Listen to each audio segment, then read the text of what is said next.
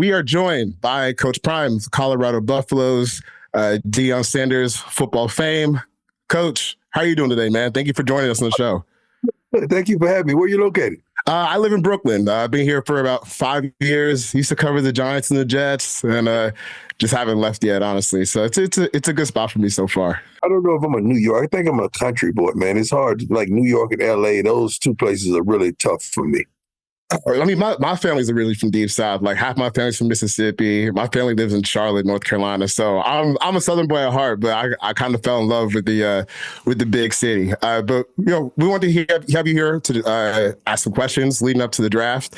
Obviously, this is a big moment for you, and I just want to first off ask you, what is it like for you being on this side of the draft process with your son, Shedeur Sanders, and obviously Travis Hunter, who's going to go high in the draft? What is it like for you kind of observing them go through something that you've already done before? Well, let's not negate the fact that I have two sons going into it. Two sons, right.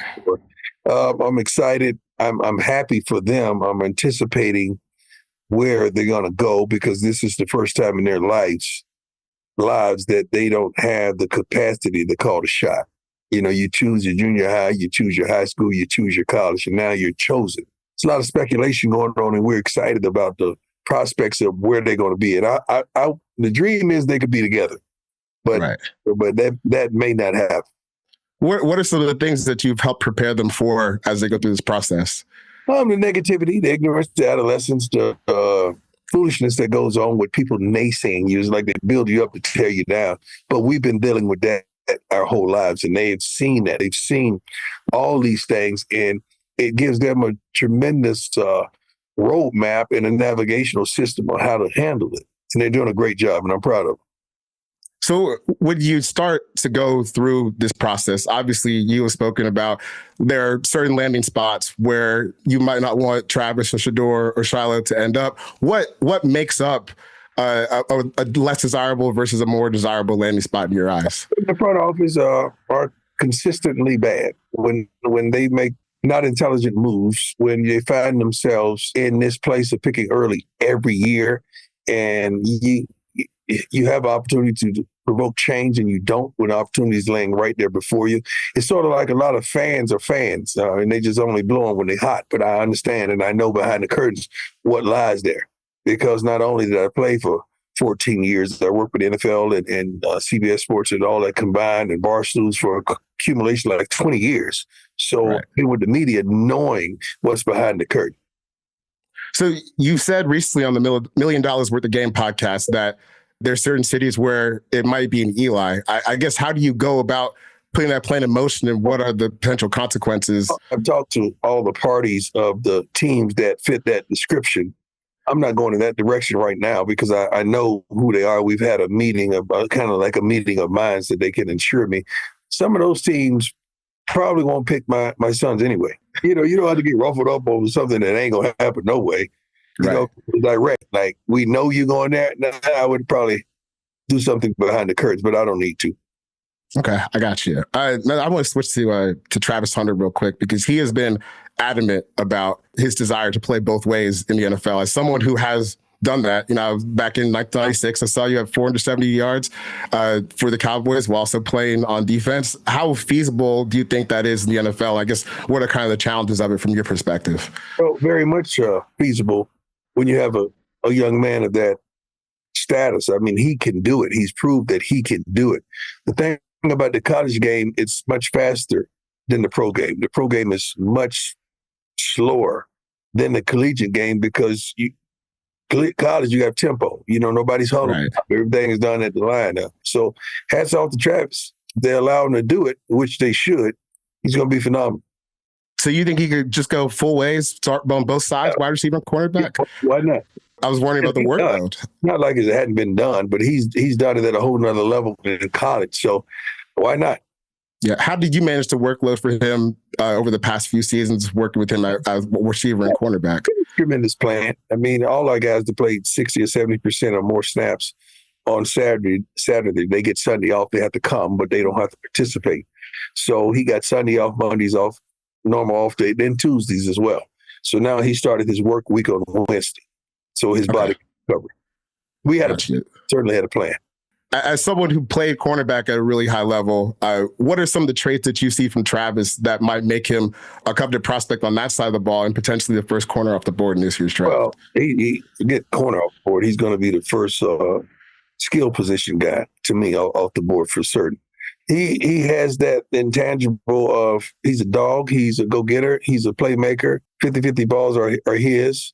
He's well-conditioned, he's smart, tough, and he loves the game of football. With all those attributes, you can't help but attract success, and that's what he's done. So when you start to put together, I guess, this program at Colorado, right? Because there were a lot of people at the start who were saying, oh, I don't know if this is real. I don't know if this is going to be something that's serious. How did you end up building a program that has legitimacy to the point where people want to take your sons, they want to take Travis, and people want to come to your program? This is not the first program we built. This is probably the first program that they've taken notice to because it's not all ethnicity African-American program. Let me just say it like that. Right. We've done it at the youth level. We've done it at the high school level. We've done it at the HBCU level. And now we're doing it at the Power 5 level. So we know what we're doing. So just because someone would naysay you and doubt you because they don't take it serious, we don't give a darn. We're not doing what we do for the claps of men and women. We do what we're doing because we've been called to do it. What was the transition like for you when you first got to college football as a head coach? Because there have been a lot of players who have tried to coach and it hasn't turned out well. Obviously, you've had some success here. Yeah, what were some things you think you did that worked out in your favor? This is what we do, man. I played football for a long time. I kind of know what I'm doing. Like, right. They don't put a gold jacket on your back and you don't know what you're doing. You got to know what you're doing. You were able to sign or hire Pat Shurmur, offensive coordinator, who was the head coach up here for the Giants, Browns, Vikings, a lot of NFL experience. How did the switch from Sean Lewis over to Pat Shurmur help you guys perform last year, and how did it help potentially Shedeur get ready for the questions he's going to be asked throughout the draft process? Well, Shedeur has been groomed by pros. He has a plethora of phone numbers in his phone of former pro athletes. Pat has been tremendous. He's been with us since I've been here in Colorado, but he just took over midseason our first year here as the OC. And you're talking about a guy that has matriculated from the NFL that's here now is able to talk to Shedeur like the conversation would be at the next level. Play calling like the plays would be at the next level, allowing him the capacity to change the play and get us in the play that we need based on the certain defense that we see. So Pat has done a wonderful job grooming him for the next level, and Pat is next level himself. Where do you see Shedeur getting drafted, or what do you think would be an ideal landing spot for him? Someone who understands who he is, his skill set, what he brings to the table, how he can affect the culture, what he is really, really good at, where he may have limitations. Someone that can see and someone that's willing to listen, because he is all of the things I just mentioned.